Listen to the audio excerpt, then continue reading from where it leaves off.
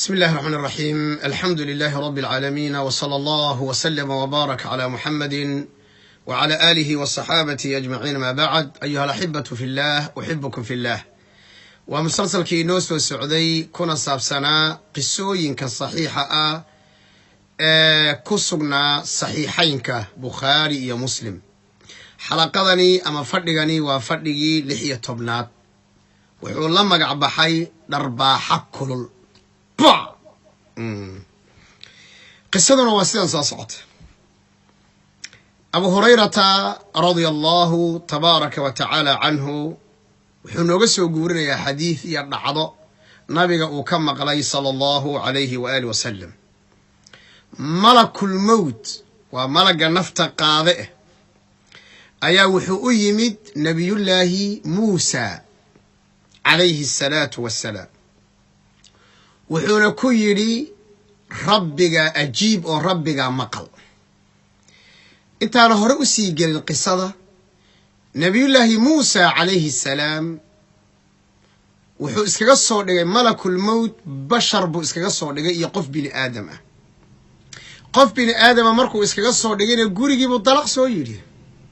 سيدا عاديقا أدقو قوريقا نحفظيا هدو قف آذن أقونين هذا أرتأسوه قرية نحتاجن والعراني والضرباحيسا صومها وما لدقى الله ميسا سيدا درادد أيا ملك الموت أو صورة بني آدم له أيا نبي الله موسى الضلق يري والله الله يوحو يري أجيب ربك مقل كدب نبي الله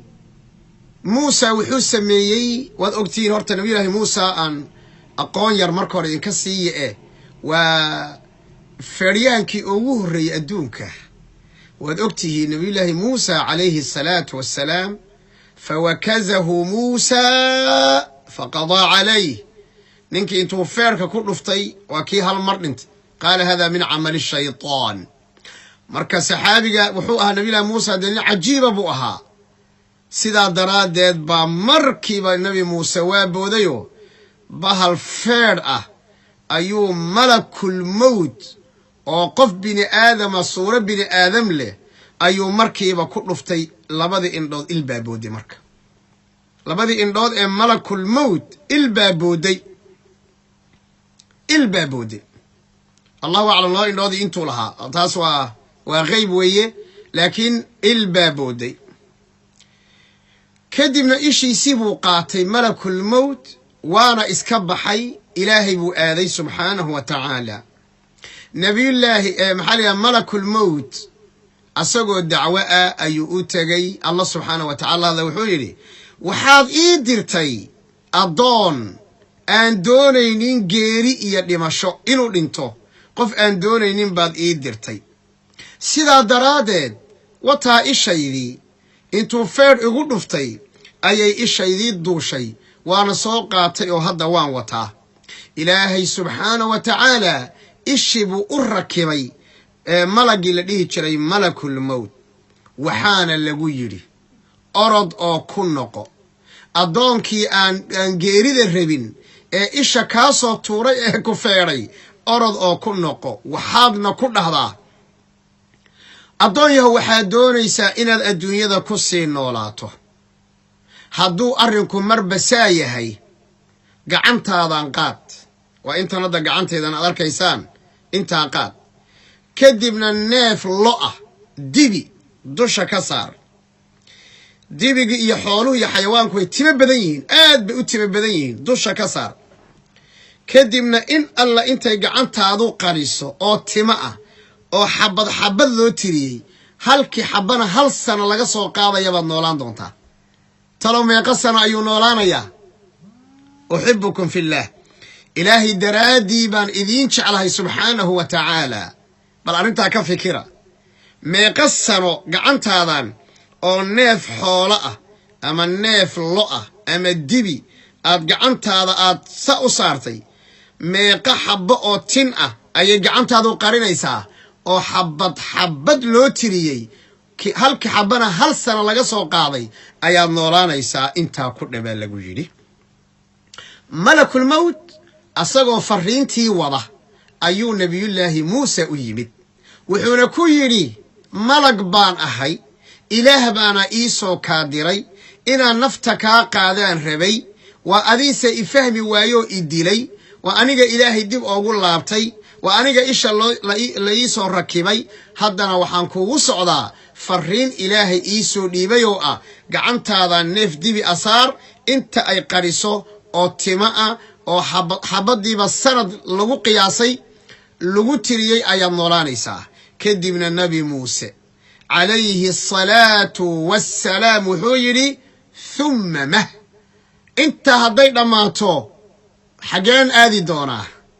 markaasuu yidhi anaa ku dili doono oo kuu imaan doono anigan malakumowdka ah ayaa kuu imaan doono nabiyullaahi muuse wuxuu yidhi xaalku hadduu saas yahay fal'aan haddaba haddadan aan kula hadlayo ayaan diyaar ahay allahu akbar mahmaa cimrigaagu dheeraado laabudda waa inaad maalin maalmaha ka mida aad dhimato walow kuntum fii buruujin mushayada walow buuro waaweyn salkoodaba aad malakumowd kaga gabataane malakumowd waa ku soo qabanaya axad ulculamaa ayaa waxaa la weydiiyey oo lagu yidhi qof haddii guri lagu xidho markii guriga la geliyana guriga dhan asaga dhanba dhismo lagu sameeyo oo hataa meel uu ka neefsado iyo meel dariishad ah iyo meel uu ka soo baxo ayna jirin xaggeeday arsaaqadu ooga imaan doontaa xagga cunto yaa siinaya markaasuu ninkii sheekha wuxuu yidhi meesha uu malakul mawdku ka soo galay ayaa cuntaduna ka soo gelaysaa ina malakul mawdku waa u soo gelayaa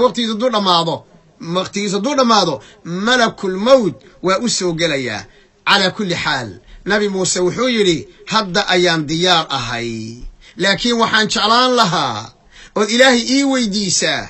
in laygu aaso baytilmaqdis weliba masjidka meel dhagax markii la tuuro u jirta meel yar oo mataqaana aad u kooban oo masjidka u dhow baytulmaqdis in la igu duugo ilaahay ii soo weydii marka nabigu sala allahu calayh wasalam markuu xadiidka sheegay wuxuu yidhi ilaahay baan ku dhaartay hadda haddaan joogi lahaa meesha uu nabi muuse ku duugan yahay waan idin tusi lahaa uxibukum fillaah ilaahay daraaddii ayaan idiin jeclahay arju inaad qisadan si fiican ugu raaxaysateen oo aad u fahamteen cilmiga ku jira iyo macaanida iyo macrifada iyo aqoonta ku duuganna idinkaa la soo bixi doona aniga waxaan rabaa oo keliya inaan idin xusuusiyo uxibukum fillaah inta aanu kaga kulmayno xalaqada 17aad waxaan idinkaga tegayaa astawdicukum allah wassalaamu calaykum waraxmat ullaahi wabarakaatu